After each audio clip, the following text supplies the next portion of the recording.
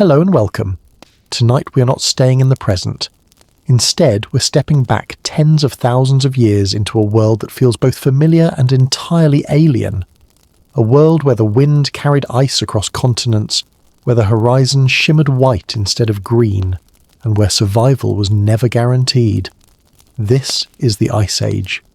Imagine for a moment that you're standing in what today is Northern Europe, perhaps in France, Germany or Britain. The map is recognisable, but the view is not. Instead of rolling hills and forests, there is a wall of ice in front of you. A frozen rampart hundreds of metres high, stretching farther than you can see. Its surface gleams faintly blue in the low sun, streaked with cracks that groan like distant thunder.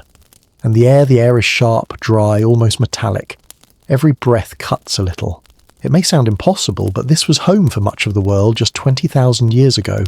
The Laurentide ice sheet covered nearly all of Canada, and reached down into what is now New York, Chicago and Seattle.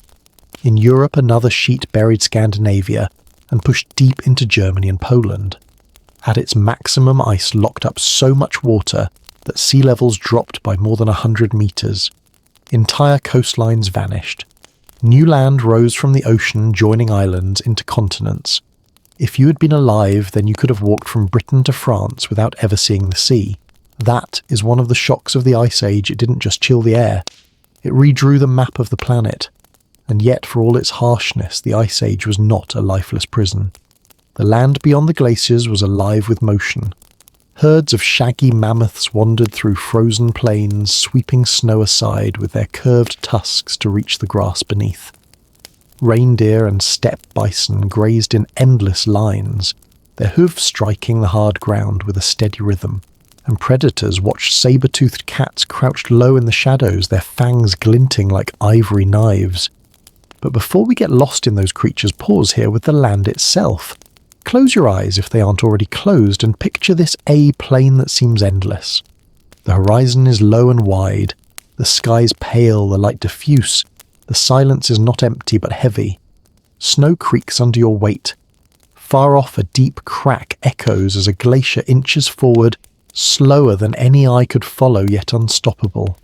You're standing inside a story that unfolds not in years, but in thousands of years. That is the first lesson of the Ice Age. Time itself felt different.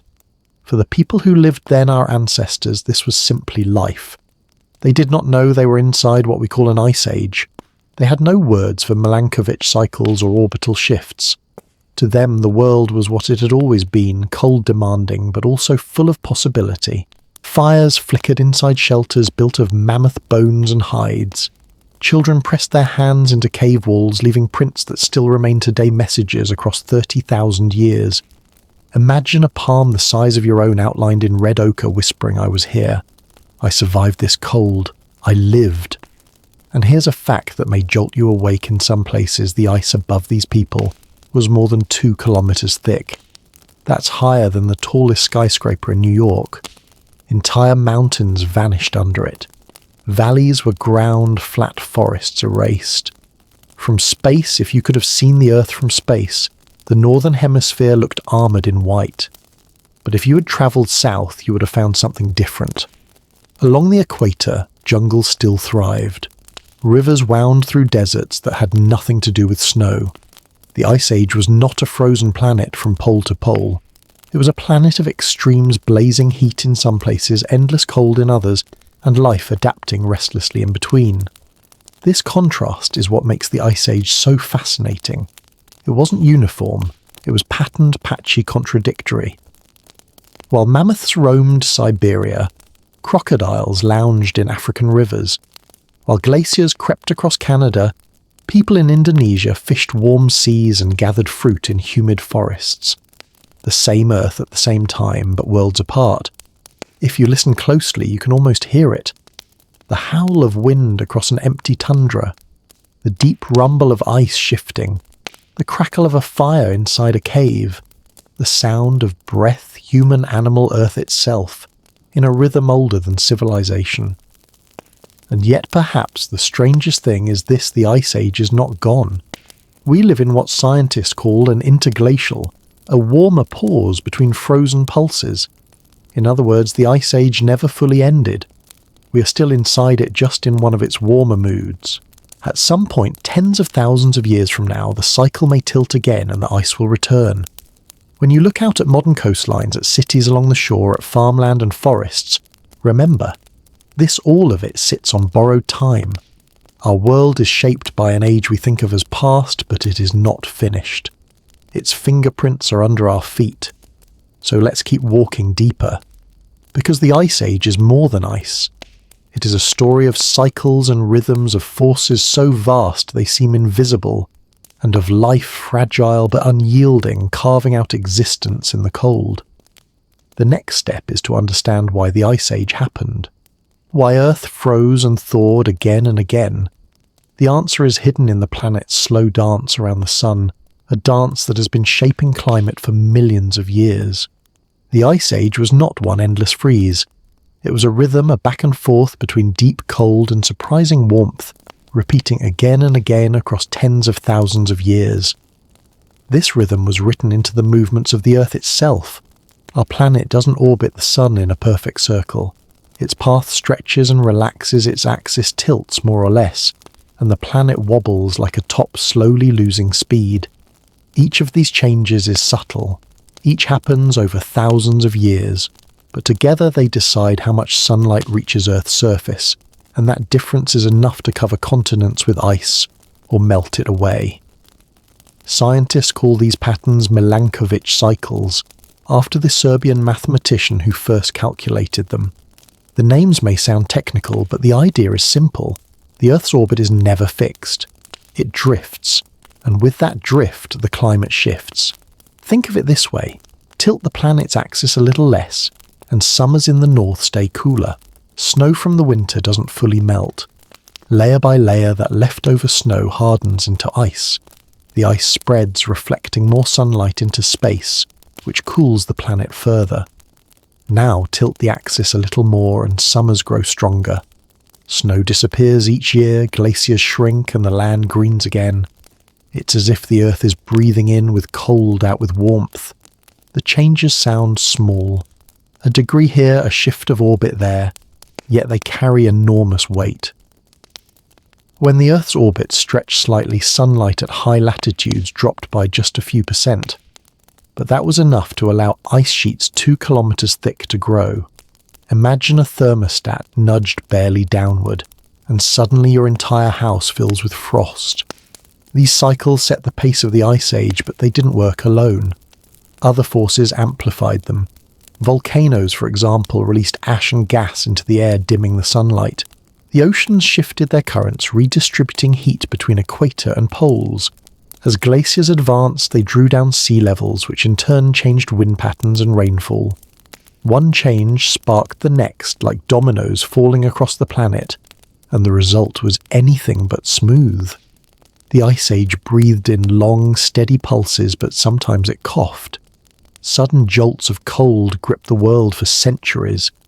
At other times, warmth returned unexpectedly, fast-melting ice in just a few decades. To us, decades are long. To the Earth, they are a blink. Imagine being alive during one of those jolts. Your grandparents tell stories of wide grasslands where mammoths grazed. By your own lifetime, those grasslands have withered, buried beneath snow and wind. For you, the Ice Age isn't an abstract cycle. It's a crisis that arrives within a single generation. One of the most striking examples comes from the Younger Dryas about 12,000 years ago. Just as the world was warming and glaciers were pulling back, the cold came rushing in again. In less than a century, much of the northern hemisphere returned to near glacial conditions. Rivers froze longer, forests retreated, and herds collapsed. This sudden reversal lasted more than 1,000 years before the warming resumed. What caused it? The evidence points to meltwater. As glaciers shrank, they released enormous floods into the North Atlantic. Those floods disrupted ocean currents, which normally carry warm water north. With the currents blocked, the northern world plunged back into cold. It is a reminder that climate isn't a simple switch between ice and not ice. It's a tangled system sensitive to even small nudges. And here's where the story becomes personal. We still live inside these rhythms. Technically, we're in an interglacial, a warm interval between freezes. The current one began about 11,000 years ago. If history repeats, it will eventually end. Ice will grow again. The land where cities now stand may be buried beneath glaciers. That thought may feel unsettling, even frightening. But it is also grounding. The climate we think of as stable, the rivers, the fields, the coasts, is only a temporary arrangement. The Earth has swung colder and warmer many times before. Let's step back and picture the scale. At the height of the last glacial maximum 20,000 years ago, the ocean surface was more than 100 metres lower than today. To put that in perspective, imagine every shoreline on Earth stretched outward by dozens of miles. Britain was not an island. It was connected to Europe by a plain we now call Doggerland. Asia and North America were linked by Beringia, a frozen highway, across what is now the Bering Strait. Australia, New Guinea and Tasmania formed one vast landmass called Sahel. Entire continents changed shape. Rivers carved new courses across exposed seabeds. Forests shrank. Deserts spread. The world map we take for granted simply did not exist. For humans and animals, these shifts opened doorways. Mammoths walked from Siberia into Alaska. Early people followed them, eventually spreading into the Americas. In Southeast Asia, herds and hunters crossed dry ground that is now submerged beneath the South China Sea. Each glacial cycle was not just a change in climate, it was a reshuffling of the stage of history. And still, through all of this, life adapted. Bison roamed across the mammoth steppe, multiplying during colder centuries and shrinking back during warm ones. Forests disappeared, then returned. Human groups moved with the land, tracking herds, learning rivers, carving stories into stone and bone. It's tempting to think of the Ice Age as a single block of time, cold, frozen, immovable. But the truth is more dynamic. It was a pendulum, swinging slowly but powerfully. Every swing left marks in the earth valleys, lakes and coastlines that remain today. Pause here and think of your own lifetime. 80, maybe 90 years. A long time for one person. But for the Ice Age, that's nothing more than a footstep. Whole cycles of ice and thaw took tens of thousands of years. Entire human civilizations rise and fall in less time than it takes the planet to complete a single swing of its orbit. And yet you can feel those swings in your daily life. The fertile soils of Europe's farmlands are built from dust blown during the glacial winds. The Great Lakes of North America are scars left by retreating ice. Even the shape of modern coastlines, New York Harbor, the English Channel, the Gulf of Mexico, all carry the imprint of cycles we didn't witness, but still live within. That is the paradox of the Ice Age. We live after it, but also inside it. Its traces surround us. The question then becomes, if the cycles continue, what comes next? Will ice return? How soon? Scientists debate this. Some say natural cycles would bring another glacial period within tens of thousands of years. Others argue that human influence on the climate has disrupted the rhythm, postponing the next freeze. The answer isn't simple, but the lesson remains: Earth's climate is not fixed. It moves to rhythms older than us, and those rhythms shape the very ground we stand on. So the next time you see a valley carved smooth, or a lone boulder stranded in a field, remember that it's not random. It's part of the beat of a planet that has been breathing cold and warmth for millions of years. And with that rhythm set, we can now turn from cycles to their consequences. Because when the ice grew, it did not only chill the air or drop the seas. It built landscapes, immense rivers of ice that carved mountains, pushed stones and remade continents. Those frozen giants are waiting in the next chapter. When we picture the Ice Age, the first image that comes to mind is simple ice. But these weren't gentle blankets of snow. They were titans, rivers of frozen mass so vast and heavy, they reshaped entire continents. The word glacier comes from the Latin glacies, meaning ice, but it doesn't capture the force of these giants. Imagine a wall of ice, not meters high, but kilometers. At its peak, the Laurentide ice sheet in North America stretched from the Arctic all the way to what is now New York City, thicker than the highest peaks of the Rockies. In Europe, the Fennoscandian ice sheet buried Scandinavia and pushed far into Germany and Poland. To stand at the edge of one would have been humbling. The air itself grew colder as you approached. The face of the glacier rose like a cliff-jagged blue-white fractured by deep crevasses that swallowed light. Every so often you would hear it a thunderous crack as ice shifted under its own unimaginable weight. And yet, for all that drama, glaciers were patient. They moved just a few feet a day, sometimes less. To the animals and people living nearby, they seemed eternal. A single human lifetime might pass without the glacier's edge appearing to move at all. But across centuries they advanced and retreated like tides on a scale too vast to witness. Their movement was not silent. Beneath the ice rocks were ground to powder. Valleys deepened into the U-shapes we see today, in places like Norway's fjords or the Yosemite Valley in California. Mountains were sharpened into jagged peaks, their softer edges shaved away by the relentless scrape of frozen stone. Think of it what rivers carve in centuries, glaciers carved in days, at least in geological time. Even the crust of the earth bent beneath their weight. In parts of Canada and Scandinavia, the land sank hundreds of meters under the burden of ice. When the glaciers melted, the land began to rise again, slowly rebounding like a mattress released after centuries of pressure. That rise is still happening today. Cities such as Stockholm are literally lifting millimetre by millimetre each year. The glaciers also sculpted something more intimate, the places where we live. The Great Lakes of North America, Superior, Michigan, Huron, Erie and Ontario are vast scars left behind by retreating ice. Their basins were gouged out by glaciers and then filled with meltwater. Across Europe, thousands of smaller lakes trace their origins to the same process. And scattered across open plains you can find boulders, enormous solitary stones resting where they don't belong. These are glacial erratics rocks carried for hundreds of miles inside the ice, then dropped when the glaciers melted. Some are the size of houses sitting like monuments to journeys longer than any migration humans have ever made. If you've ever stood before one of these erratics, you know the feeling awe mixed with disorientation. How did this stone arrive here? The answer is written in ice. The glaciers did not only reshape land, they rewrote coastlines. With so much water locked away, sea levels fell.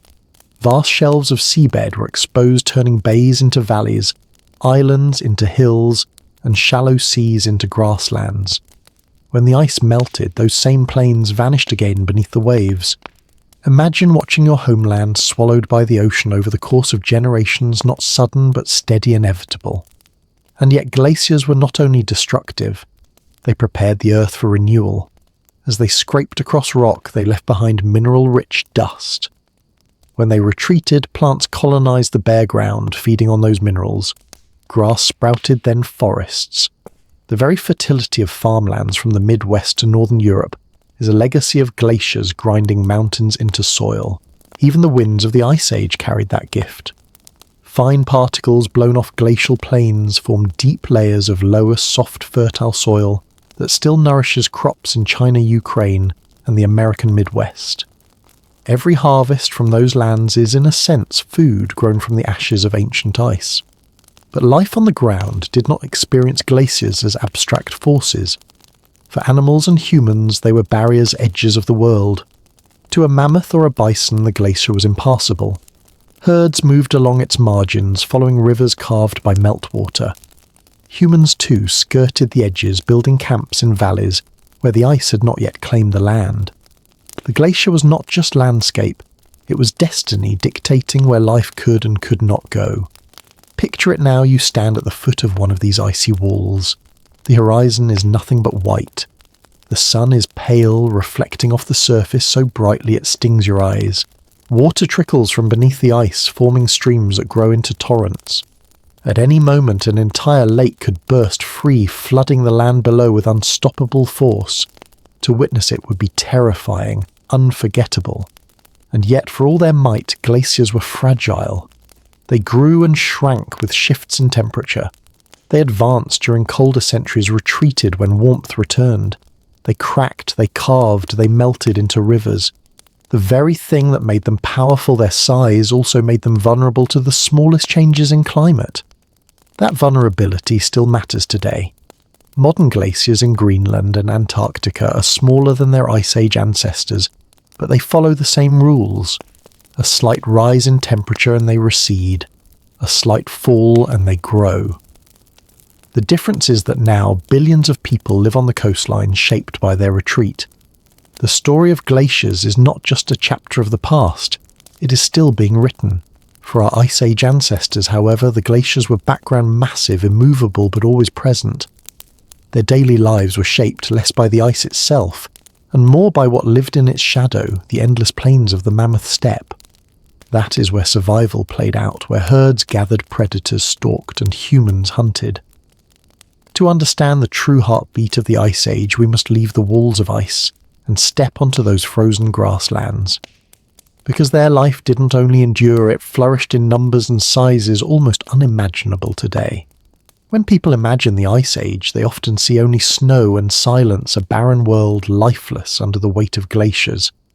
But that picture is incomplete.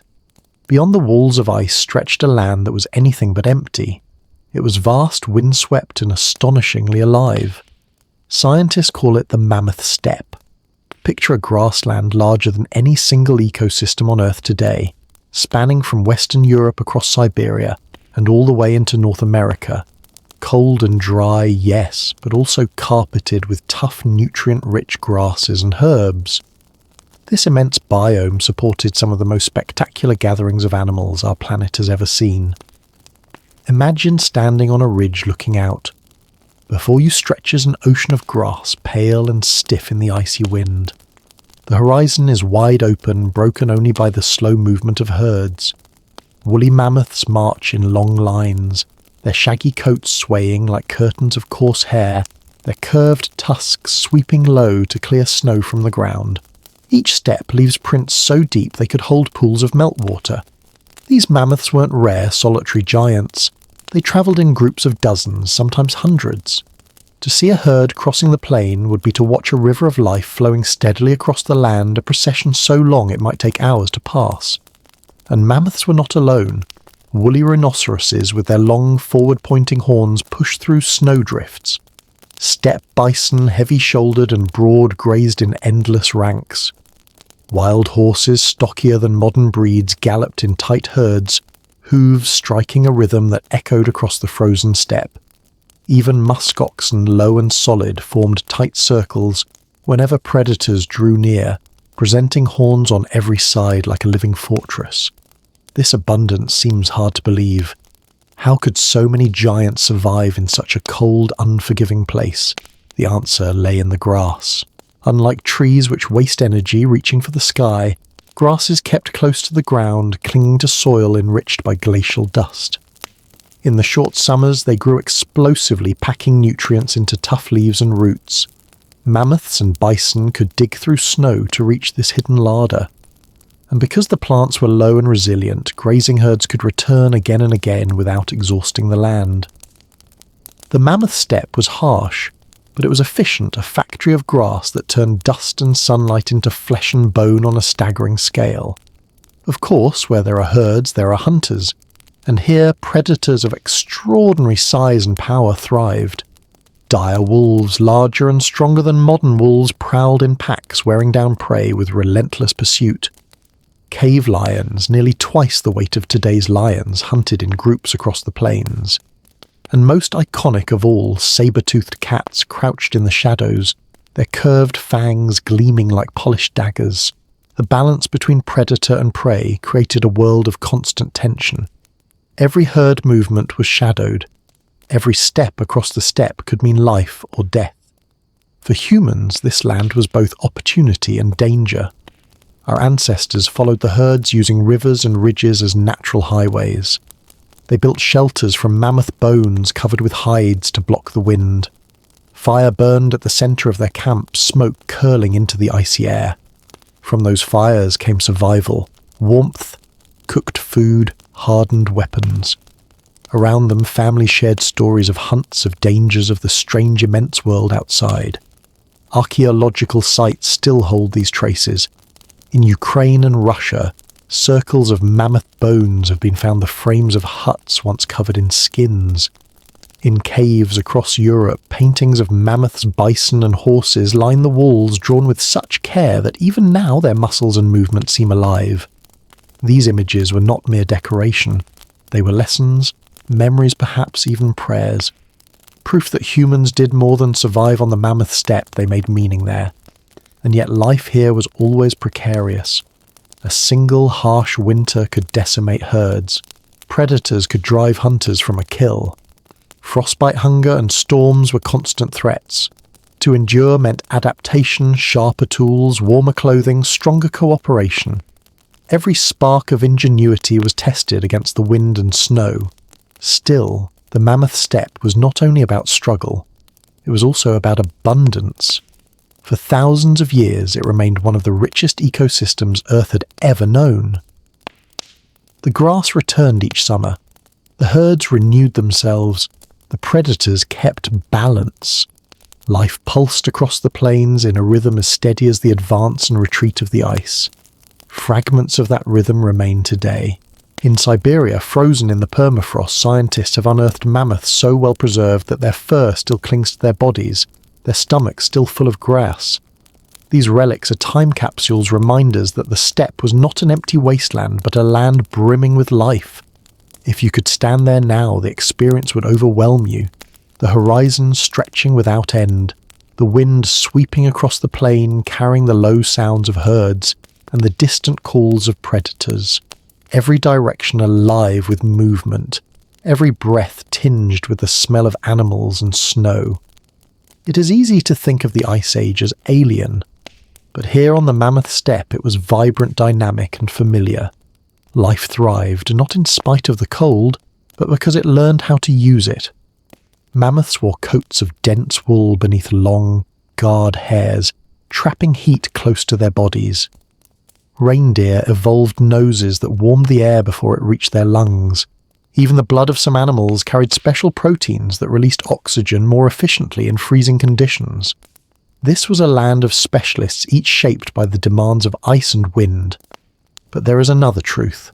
For all its scale and endurance, the mammoth steppe was not eternal. It depended on cold to maintain its balance. When the climate warmed and forests crept northward, the grasslands began to shrink. The great herds were pushed into smaller refuges. Slowly the giants dwindled. Yet before that decline, the steppe stood as one of the most extraordinary natural stages Earth has ever known. It was here that humans learned to hunt in groups, to cooperate, to innovate. It was here that predators perfected their strategies and prey their defences. It was here that life adapted to extremes and proved its resilience. Standing in the middle of it, you would have felt small, and yet part of something immense. A living network of grass herds, predators and people, all woven together by the relentless rhythm of the Ice Age.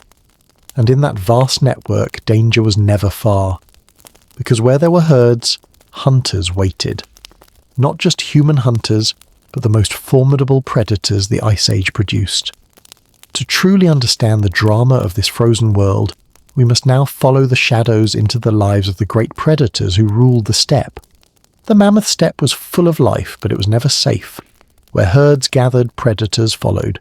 And the predators of the Ice Age were not only larger than today's, they were also more formidable, evolved to hunt in a world of giants. Imagine the tension of that landscape. Vast herds of mammoth and bison stretched across the horizon, and in their shadows hunters waited, patient, silent, relentless. The most iconic of these hunters was the saber-toothed cat, often called Smilodon. To see one in person would have been unforgettable. Stocky, muscular, built for sudden bursts of power, these cats were not long-distance chasers. They were ambush predators. Their fangs, curved blades up to 20 centimetres long, were their signature, designed to pierce deep into flesh. Imagine teeth longer than your hand, sharp enough to kill prey many times the cat's own size. Smilodon crouched low in scrub or snowdrifts waiting for the right moment. Then, in a rush of muscle and claws, it struck. There was no room for hesitation. One leap, one bite, and the hunt was over. But saber-toothed cats weren't alone. Across the plains, cave lions roamed larger than modern lions, lean and coordinated. Evidence suggests they hunted in groups like today's lions, but on a far greater scale. Picture a pride of massive cats fanning out across the snow, their golden coats blending into the pale light. A herd of reindeer, or even a young mammoth, could fall beneath their combined strength. Then there were the dire wolves. Heavier and stronger than today's grey wolves, their jaws were powerful enough to crush bone. Dire wolves thrived by working together. Packs shadowed herds for miles, waiting for weakness. When they struck, they wore prey down with stamina and numbers. Their howls must have carried across the steppe like warnings in the night, reminders that no creature, not even humans, was ever beyond danger. And towering above them all was the short-faced bear, one of the most terrifying predators of its time. Standing upright, it could reach 4 meters tall. Built with long legs, it was surprisingly fast for its size, capable of chasing prey at speeds that would shock any who saw it. Its presence alone could scatter smaller predators. Imagine stumbling across one of these giants while hunting the sheer bulk of its shadow blotting out the snow. To Ice Age humans, it must have seemed like a nightmare brought to life. Predators shaped every decision on the steppe. For the herd's vigilance was constant. Musk oxen formed defensive circles. Reindeer gathered in tight groups, each animal's eyes scanning for danger. For humans, the challenge was even greater. A hunt could turn into a deadly encounter if predators arrived first. Archaeological evidence shows this competition. At kill sites in North America, mammoth bones have been found surrounded by dire wolf remains, a sign that humans and wolves clashed over carcasses. In some caves, paintings show not only prey animals, but predators too, their forms sketched with respect, even fear. To Ice Age people, these hunters weren't just threats. They were rivals' forces to be acknowledged, studied, sometimes even admired. And yet, for all their power, predators were not invincible. They lived at the mercy of the same climate that shaped the steppe. When herds thinned during cold jolts or warm intervals, predators starved. Fossil records reveal bones of saber-toothed cats and dire wolves showing signs of malnutrition. Even giants could fall when the rhythm of the Ice Age shifted. This constant pressure created a balance. The prey were never entirely safe, but the predators were never entirely dominant. It was a tense dance, one that played out day after day for thousands of years. Now imagine the scene through human eyes. You're part of a small band of hunters moving across the plains. You carry spears tipped with stone wrapped in furs against the cold. Ahead you spot a herd of bison. It could feed your group for weeks. But as you approach, you hear something else, the distant howls of wolves. They have found the herd too. The decision is immediate hunt now, and risk a confrontation or wait, and risk losing the chance. Even with weapons and firewolves in numbers are dangerous. You know the predators are watching you as closely as they are watching the bison. This was life on the steppe, every gain balanced by risk, every hunt a gamble not just against the prey, but against the hunters already waiting. Yet predators also played another role. They shaped human evolution. Facing them forced cooperation. Alone, a human was vulnerable. Together with spears, fire, and strategy, humans could hold their own. Over time, this cooperation gave humans an edge, transforming them from prey into rivals. In this way, predators did not only threaten humans, they sharpened them. The need to survive encounters with saber-toothed cats and dire wolves taught humans the value of teamwork, communication, and planning. These lessons became part of what made our species unique. Still, the memory of fear lingered. Imagine lying in a mammoth bone shelter at night, the fire flickering low, and hearing the roar of a cave lion echo across the plain, or the guttural growl of a bear carried by the wind. The walls of hide and bone felt fragile. The glow of the fire seemed small against the vast, hungry dark. To live in the Ice Age was to live with constant awareness that danger was never far. It shaped not only survival, but imagination. Stories told around the fire likely carried warnings of predators, of hunts, of courage and caution. And perhaps in those stories respect. Because these animals were not just enemies. They were part of the same frozen world forged by the same cold. Predators thrived, but so did humans.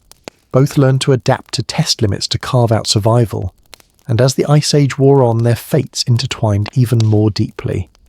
Humans learned to hunt not only alongside predators, but sometimes against them. Over time, one species would emerge not only as survivor, but as dominator. But that shift was still in the future. For now, the frozen plains were balanced in a fragile truce, every breath measured between prey, predator, and people. And as we leave the hunters behind, the story of the Ice Age pulls us forward again, because the predators were only one part of the drama. Above them all loomed forces far greater: the glaciers, the climate, and the sudden floods that reshaped the land itself. The steppe was alive, but the earth itself was restless. And when the ice began to melt, it unleashed transformations more powerful than any predator's bite. Among the mammoths and saber-tooths, one creature looked fragile, almost out of place. No thick fur, no tusks, no claws. Just soft skin, bare hands, and a mind searching for solutions. That creature was us. At first glance, humans seemed the least prepared for the Ice Age. A naked body exposed to sub-zero winds would not last long. Yet we endured. Not by strength or size, but through ingenuity, cooperation, and imagination. Fire became our first true ally, offering warmth, safety, and the power to endure. For Ice Age people, fire was more than warmth. It was survival itself. Fire cooked food, making meat safer and more nourishing. It hardened wooden spears. It warded off predators who might otherwise creep too close in the night. Around the fire, hunters and families huddled together, trading stories, passing knowledge, and finding comfort in the glow. Archaeological sites across Europe and Asia show blackened hearths in caves, and shelters, circles of stone holding ashes that have not burned for tens of thousands of years. To stand near one of these ancient hearths today is to feel a direct line of connection to those who gathered there before breathing the same smoky air, whispering the same need to endure. To survive the wind, people built shelters from bones and hides, turning the remains of giants into homes. But fire alone was not enough. The Ice Age demanded shelter. In regions where wood was scarce, people turned to the giants around them. Mammoth bones, tusks, and skulls became the frames for huts. Over these hides were stretched and layered, sealed against the cold. Some of these structures still exist, circles of mammoth bones in Ukraine and Russia, testaments to engineering born of necessity. Inside the shelters were cramped but warm. Fires flickered at the centre. Tools and food were stored against the walls. Children slept curled against their mothers. Outside the wind howled. Inside life continued. Clothing became our second skin, stitched from fur and hide to shield fragile bodies from the cold. Equally vital was clothing. Without fur of our own, human-stitched hides into coats, boots, and gloves. Bone needles and polish smooth by years of use have been found at Ice Age sites, tools that turned skins into tailored garments. Reindeer hide, mammoth wool, fox fur, each layer was carefully chosen. A good coat could mean the difference between life and frostbite. Boots were lined with grass or moss for insulation. Cloaks were layered for wind resistance. Even footwear reveals ingenuity. Archaeologists studying wear patterns on ancient feet found evidence that shoes were worn by humans as far back as 30,000 years ago. With stone bone and antler, we shaped tools and weapons that turned weakness into strength. The Ice Age sharpened not only bodies, but minds. Stone tools became more precise. Flint was struck into long, thin blades that could be hafted onto spears. Bone and antler were shaped into barbed points, needles, and fishing hooks. Each tool was a product of imagination, seeing in stone or bone not just what it was, but what it could become. Hunting was dangerous, but cooperation turned danger into success. Small groups worked together to stalk herds, drive prey into ambushes, or chase them toward rivers where escape was harder. A single mammoth kill could feed dozens, provide hides for shelter, bones for tools, fat for fuel. The risks were immense, but the rewards sustained entire communities. Even in hunger and cold, art and imagination flourished, painted on cave walls and carved into ivory. Yet humans did not stop at survival. They painted. Deep inside caves, far from the light, They created images that endure across 30,000 years. Horses, mammoths, bison drawn with ochre charcoal and delicate strokes that captured muscle motion, even breath. Why? The answer is debated. Some believe these were rituals, prayers for successful hunts. Others see them as teaching tools for the young. Still others argue they were simply expressions of wonder. Whatever the reason, the effect is the same. In the flickering firelight, the walls came alive. The Ice Age was not only endured, it was imagined, remembered, transformed into story. Small carvings add another layer. Figures shaped from ivory and bone, some depicting animals, others the rounded forms of women. The Venus figurines, as archaeologists call them, are among the oldest representations of the human body. Their meaning is uncertain, but their presence is undeniable. Even in a world of cold and hunger, people carried within them the urge to create. Community and knowledge bound us together, each file its story, carrying survival from one generation to the next. Perhaps the greatest human adaptation was not physical or technological, but social. Knowledge was shared, not hoarded. Around fires, parents taught children how to chip stone, how to stitch hides, how to read tracks in the snow. Nothing was written, but nothing was forgotten. Survival depended on memory passed from one generation to the next, and in those long nights there must have been stories of hunts and dangers, of spirits in the wind, of lessons encoded in myth. Storytelling bound groups together, creating identity and meaning in a world where the horizon was endless and the cold never far away. We were not alone. Encounters with other humans, Neanderthals and Denisovans, left echoes still living in our DNA. We were not alone. For much of the Ice Age, other human species shared the world with us. Neanderthals in Europe, Denisovans in Asia, cousins close enough to interbreed, leaving traces in our DNA today. For thousands of years, their fires burned alongside ours. Sometimes we competed, sometimes we mingled. Eventually, we became the last human standing. But in our blood remain echoes of those encounters, genetic whispers from Neanderthals and Denisovans that still shape how our bodies respond to altitude, to cold, even to disease. Life was always balanced on the fragile edge of survival, where one failed hunt could mean death. For all these adaptations, life was never easy. Imagine stepping outside your shelter into the frozen wind. The sky is pale, the snow hard beneath your feet. Your breath clouds the air. You know that hunger is waiting if the hunt fails. You know predators lurk beyond the firelight. Every day is a negotiation with the cold, and yet people endured. They spread from Africa into Europe, Asia, and eventually across land bridges into the Americas. At each step they adapted, learned, and carried their knowledge forward.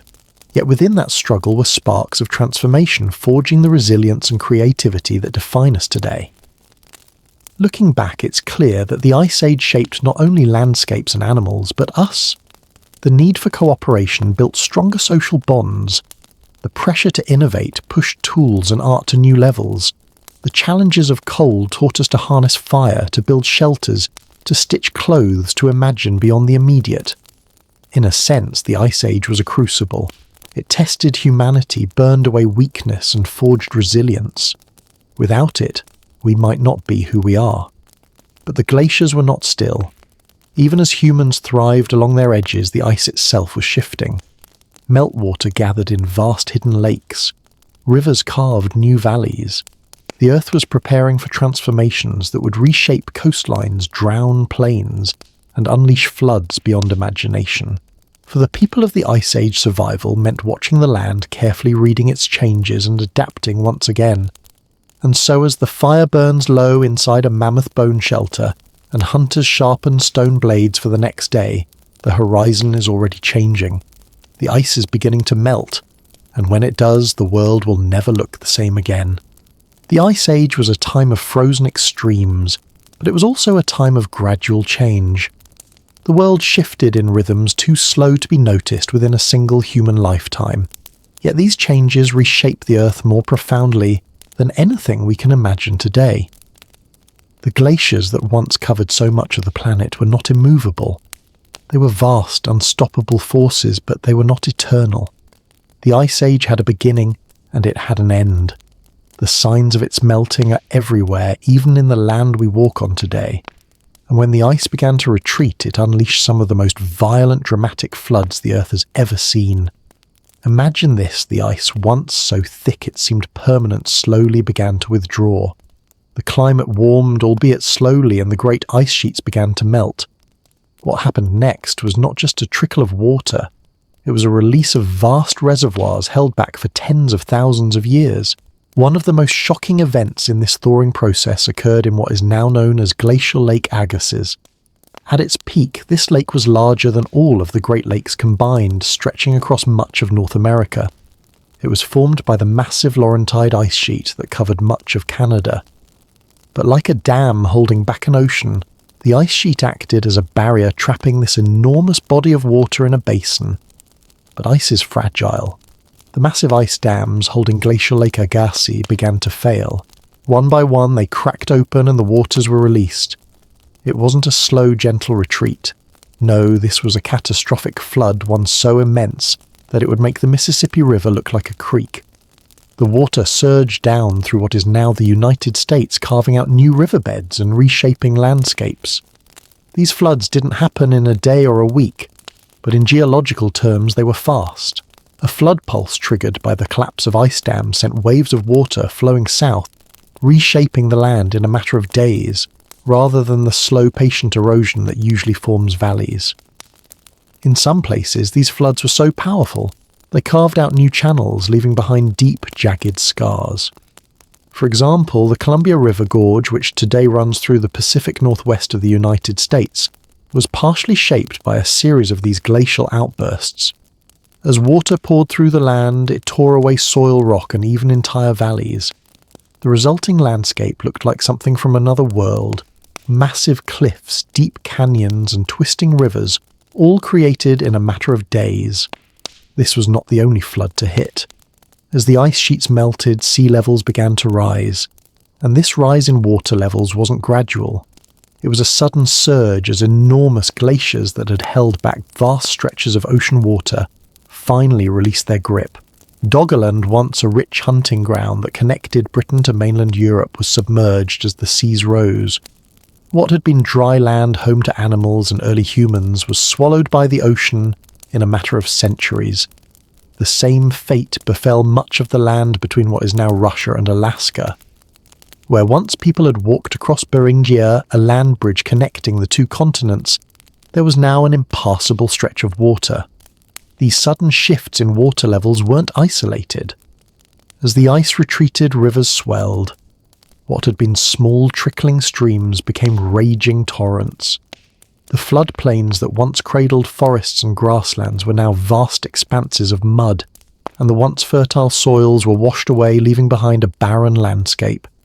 It was a planet reshaped again and again by the forces of melting ice and rising seas. And while these floods were destructive, they were also creative. When the ice retreated, it left behind a land that was raw, new, and rich in nutrients. For thousands of years, glaciers had ground down the mountains, leaving boulders and mineral-rich dust in their wake. This would eventually form the fertile plains that would become the breadbasket of the world. The floods, though destructive, also deposited the fertile soil that would nourish crops for generations to come. The rise in sea levels also created new coastlines that were not only flooded but also reshaped. The rising waters drowned vast expanses of land, but they also formed new estuaries, bays and marshes. These areas became hotspots for life, teeming with fish, birds and plants. And in these newly formed coastal regions, humans would eventually begin to settle, following the shifting boundaries of the water. For the Ice Age people who survived this wasn't just a story of environmental change, it was a story of opportunity. The world that had once been cold and barren was now opening up. With the ice gone, forests would return and the world would grow warmer. The land was more hospitable, and the migration of species, both human and animal, would accelerate. Humans would not just endure the Ice Age, they would be transformed by it. As the glaciers melted, a new chapter began. This was a time when the land was no longer locked in ice, but still marked by the cold. The world was coming to life again, slowly at first and then with a rush. Rivers returned to their courses, lakes formed, and forests crept back across the plains. It was the birth of a new world, a world that would eventually lead to the rise of human civilization. But even as the ice began to melt, the memory of that frozen world lingered. The land was still changing. Glaciers may have melted, but the forces of nature were far from finished. The floods were not just a one-time event. They would continue reshaping the earth again and again until the land we know today took its final shape. The story of the Ice Age did not end with the last glaciers melting away. It continued in the rivers and seas that rose the landscapes that were shaped, and the species that adapted to the new world. And for the people who lived through it, the end of the Ice Age was not a single event. It was the beginning of a new world. As the ice sheets receded and glaciers retreated to the poles, the world was forever changed, a raw and new land full of possibility yet still in flux. As the ice sheets receded and the glaciers retreated to the poles, the world was forever changed. The land was raw, new, and full of possibility. Yet it was also a place in flux. The new rivers and lakes carried water that would continue to reshape the land for thousands of years to come. And with each change, new opportunities for life and survival emerged. For some species, this new world would be a paradise. For others, it would be the beginning of the end. The Ice Age, for all its drama and wonder, was also a time of loss. It was not a sudden disappearance, but rather a slow unravelling. Over thousands of years, creatures that once roamed in vast herds and ruled the frozen plains were slowly wiped from the earth. These giants, the mammoths, the woolly rhinoceroses, the saber-toothed cats, and more were not only part of a unique and incredible ecosystem. They were symbols of an era that had reached its end. For these megafauna, survival in the Ice Age world had been a careful balance. Adaptations to the cold had made them powerful and resilient, but even the mightiest were not immune to change. As the climate warmed and the glaciers receded, the very landscape they had adapted to began to shift. The mammoth steppe, once vast and abundant, was now shrinking. Forests began to creep northward, and the once open plains gave way to woodlands that offered little for the grazing giants. The mammoths, for example, had evolved to thrive in the cold with thick coats of wool and fat stored beneath their skin to keep them warm during the harshest winters. Their massive tusks helped them dig through snow to find the grass that lay hidden beneath.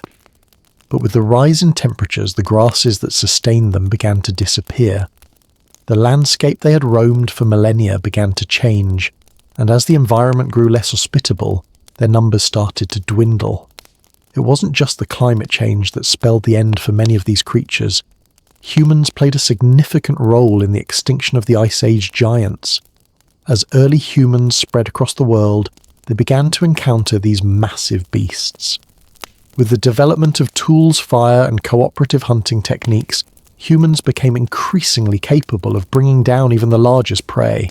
Mammoths, once towering over their predators, found themselves hunted by groups of humans armed with spears, knives, and stones. Archaeological evidence suggests that early humans didn't just scavenge from the carcasses of the megafauna, they actively hunted them. There are well-documented sites across North America and Siberia where mammoth bones have been found some cracked open to reveal the marrow inside, suggesting organised hunts. Early humans were not simply scavengers, they were hunters who targeted the largest creatures on the plains. The question remains, was it just hunting that caused the extinction of these giants, or was climate change the primary factor? The answer isn't entirely clear. Some scientists argue that the climate shifts combined with the encroachment of forests led to the gradual loss of habitat for these creatures. Others point to the growing human populations who increasingly relied on megafauna as a food source, gradually pushing these animals to extinction. The truth is likely a combination of both the warming climate and the hunting pressure from humans, both working in tandem to tip the balance. One of the most notable cases of this dual pressure is the woolly mammoth. This iconic animal was once widespread across the northern hemisphere from North America to Europe and Asia. As the climate warmed and the ice sheets retreated, mammoths found themselves unable to adapt to the rapidly changing landscape. By about 4,000 years ago, the last population of woolly mammoths survived only on the small Arctic island of Wrangel. These survivors were smaller than their mainland cousins, likely a result of limited resources and isolation. Eventually, even these last mammoths vanished, leaving only their bones and tusks behind. While the mammoths were the most famous of the megafauna, they were far from the only ones to fall. The woolly rhinoceros, another large herbivore that had once roamed the open steppe, also disappeared. This massive animal with its thick fur and large horns was perfectly suited for life on the frozen plains. But as the climate warmed and the landscape changed, the woolly rhinoceros found itself without the vast stretches of grasslands it depended on. As the ice retreated, it was pushed to the brink, with dwindling food sources contributing to its extinction. The saber-toothed cat, perhaps the most terrifying predator of the Ice Age, also disappeared. This fearsome hunter, with its long curved fangs designed to pierce the throats of its prey, had once ruled the steppe. But like the mammoths and rhinoceroses, it couldn't keep up with the rapidly changing environment. Some researchers suggest that the saber-tooth adapted to hunting large prey was unable to survive as the population of megafauna dwindled. With fewer large animals to hunt, the saber-tooth's niche in the food chain became untenable. The short-faced bear, one of the largest bears to ever walk the earth, also went extinct at the end of the Ice Age. This creature, towering over humans and other predators, was built for speed and strength, able to outrun many of the animals it hunted. But with the changing climate and the shifting landscape, the short-faced bear's large body and hunting style became a disadvantage. As prey populations thinned and the environment became less suited to its size, the short-faced bear disappeared. While some species of megafauna vanished, others adapted or found refuge. The bison of North America, for example, survived the end of the Ice Age and remain a symbol of the American West. The muskox, a smaller relative of the woolly rhinoceros, still roams the Arctic tundra today. These animals managed to adapt to the changing world, while others, the giants of the steppe, could not. The extinction of the Ice Age giants marked the end of an era. It was a time when the Earth was dominated by creatures of unimaginable size and strength, a time when humans were only one part of a complex dynamic ecosystem. The loss of these animals was not just the loss of species, but the loss of an entire world, a world that had existed for millions of years and had shaped the land and the climate in ways we are still learning to understand. Today, the legacy of these extinct giants remains in the landscapes they left behind. The boulders they moved, the scars they left in the earth, and the fossilized bones they left behind all speak to a time that has long passed. Yet even in their absence, their influence is still felt. The ice, the floods, and the changes they brought about paved the way for the world we live in today. As we look to the future, the story of the Ice Age reminds us of the fragility of life. The extinction of the megafauna shows us that even the largest, most dominant creatures are vulnerable to change. Whether through natural shifts in climate or the actions of humans, life on Earth is always in flux, and what we take for granted today could be gone tomorrow. The Ice Age was not just a period of cold and ice. It was a time of transformation, a transformation that shaped the Earth, its creatures, and the humans who survived it. The extinction of the Ice Age giants was not the end of the story, but rather a chapter in an ongoing narrative of change, survival, and adaptation. As we leave this chapter behind, we're reminded that we too are part of this ongoing story. The Ice Age giants may be gone, but the Earth continues to change, and it is up to us to shape its future. The Ice Age may have ended, but the world that followed was not simply a continuation of the past. It was a new world shaped by the retreating ice, the rising seas, and the animals and people who had survived its harsh demands. With the glaciers gone, the Earth began to heal, but the changes were not simple or immediate. The landscapes left behind by the ice were raw and exposed, their surfaces scraped clean, their soils rich with minerals but barren of life. What had once been frozen tundra became new ground for life to reclaim. The rhythms of the Earth were still shifting the remnants of Ice Age ecosystems, giving way to a world that was warmer, wetter, and more varied. The most immediate change was the transformation of the landscapes. The ice sheets that had once covered vast areas were gone, leaving valleys and hills in their wake. The Great Lakes in North America, for example, were carved out by the weight of the glaciers. As the ice retreated, they filled with water, creating the freshwater giants we know today. Across Europe and Asia, similar lakes formed in the basins left by the ice, creating new bodies of water that became central to human and animal life. But not all of the transformation was in the water. The glaciers had scoured the land, flattening mountains and carving deep valleys. This made way for new ecosystems to emerge. The mammoth steppe, once home to vast herds of megafauna, began to shrink, replaced by forests and grasslands that had once been too cold to thrive. Forests began to creep northward, replacing the open plains. Birch and pine trees, hardy enough to withstand the still chilly temperatures, were the first to arrive. Over time, as the climate grew warmer, other species of trees followed oak elm and finally broadleaf trees that formed dense woodlands across much of Europe and North America. The world that emerged from the Ice Age was one of green, lush, vibrant and alive with the sounds of new animals. With the rise of forests came a new cast of creatures. The mammoth saber-tooths and giant sloths that had once dominated the steppe were gone. In their place, new animals began to roam the earth. Species like deer, wild boar and wild cattle took the place of the large herbivores. These animals were better suited to the new environment, with forests providing shelter and food in ways that the open tundra never could. For humans, the end of the Ice Age marked the beginning of a new chapter. As the ice retreated, so did the land bridges that had once connected continents. The Bering Strait, which had allowed humans and animals to migrate between Asia and North America, was now submerged beneath the rising seas. The people who had once followed herds across the land bridge found themselves isolated, cut off from the rest of the world. They adapted to their new environments using the skills and knowledge they had developed during the Ice Age to survive. But for many, survival meant more than just enduring the changing climate. The new world that emerged after the Ice Age offered opportunities for innovation.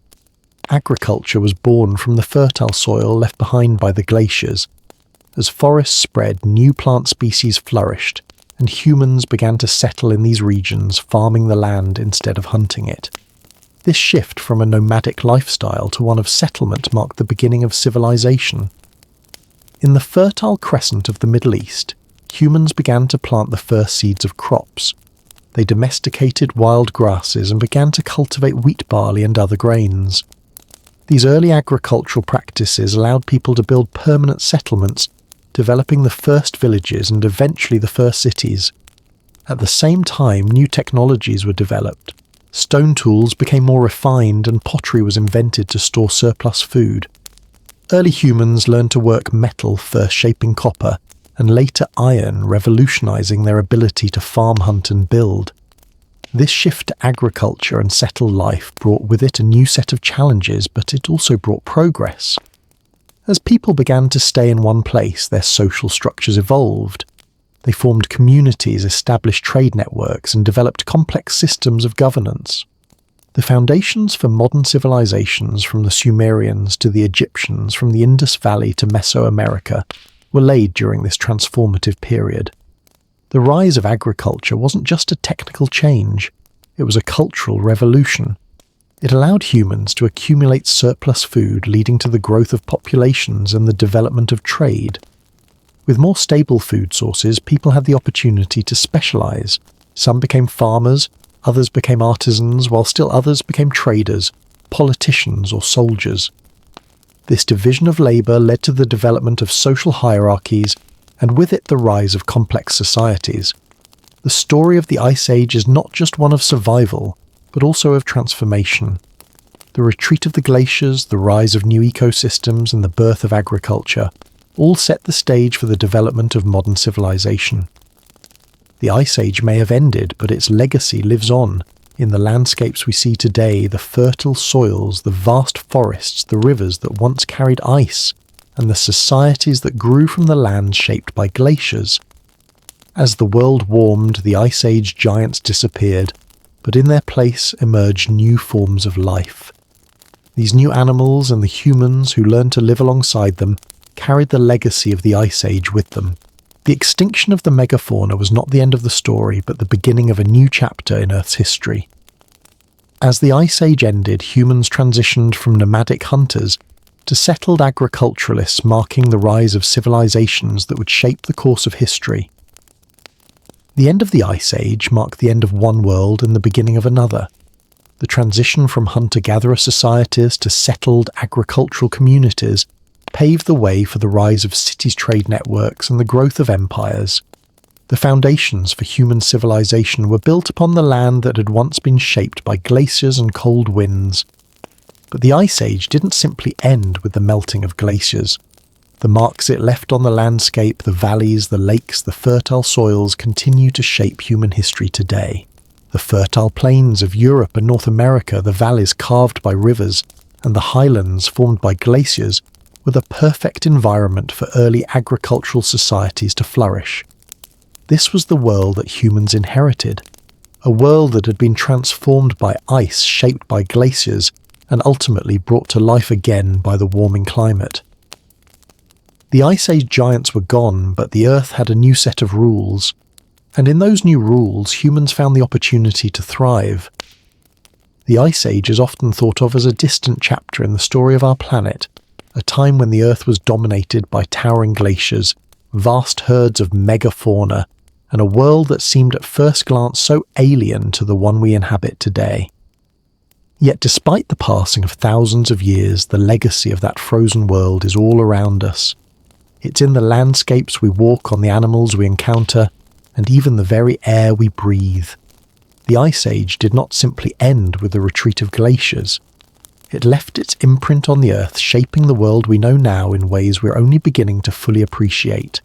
Fire became our first true ally, offering warmth, safety, and the power to endure. The most immediate and obvious legacy of the Ice Age is the landform shaped by the glaciers. From the U-shaped valleys of the Alps and the Rockies to the rolling hills of the American Midwest, glaciers carved deep into the Earth, leaving behind the topography that defines much of the Northern Hemisphere today.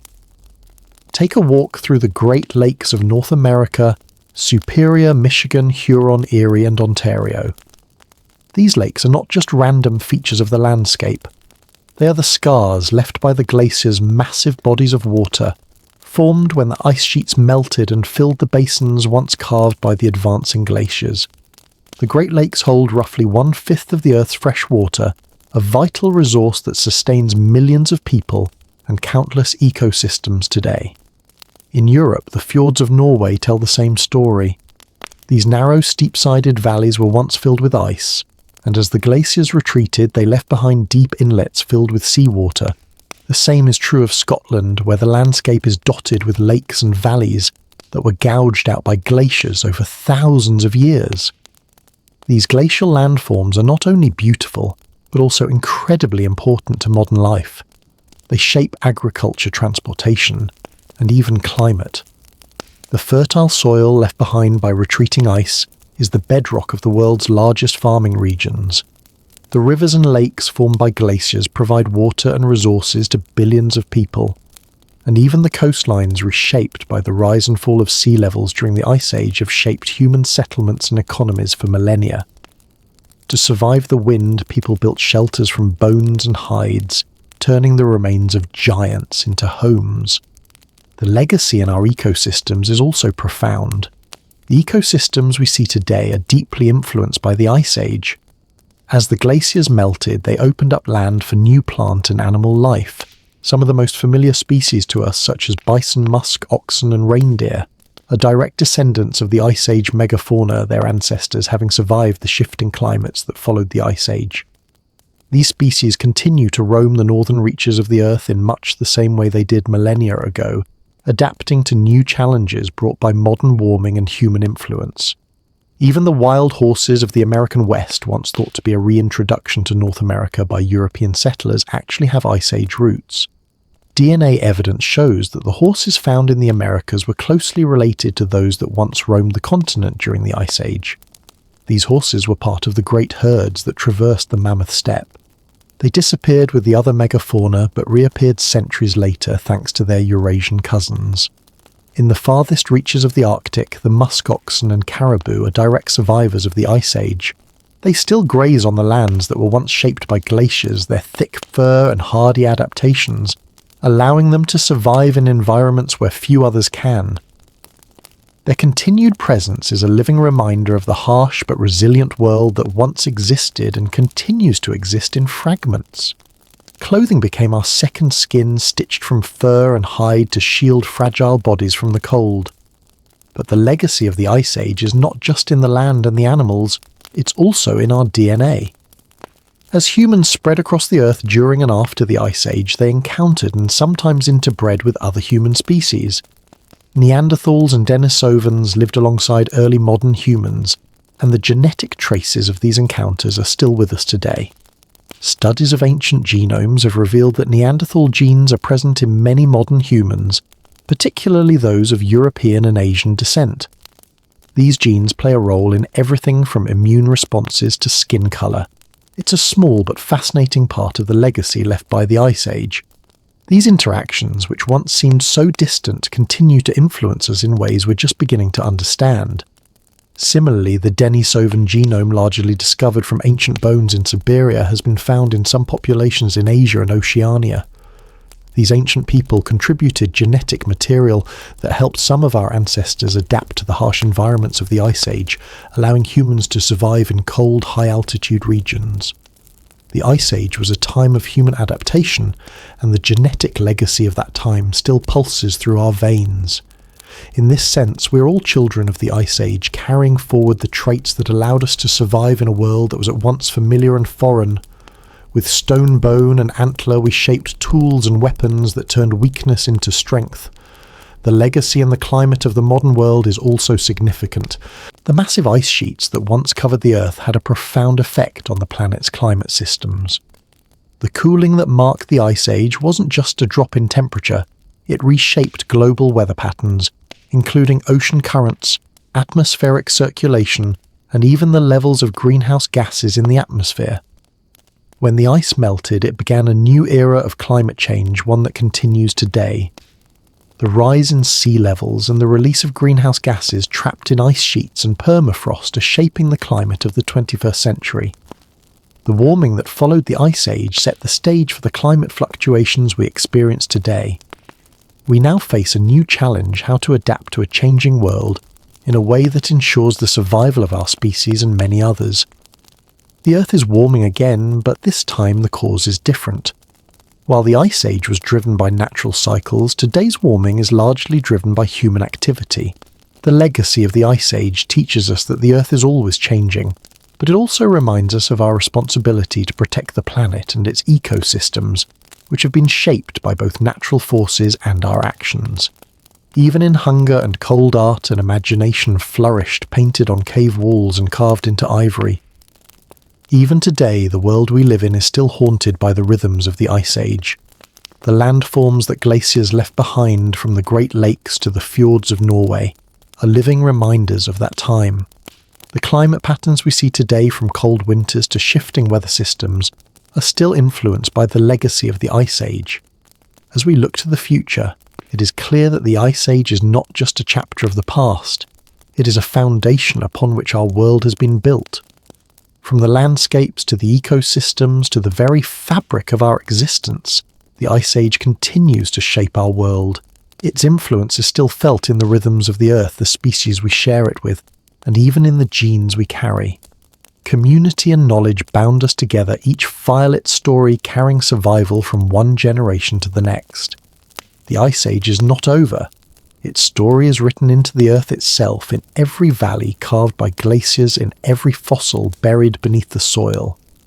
It is a story of survival, adaptation and transformation, one that continues to unfold in ways both visible and hidden.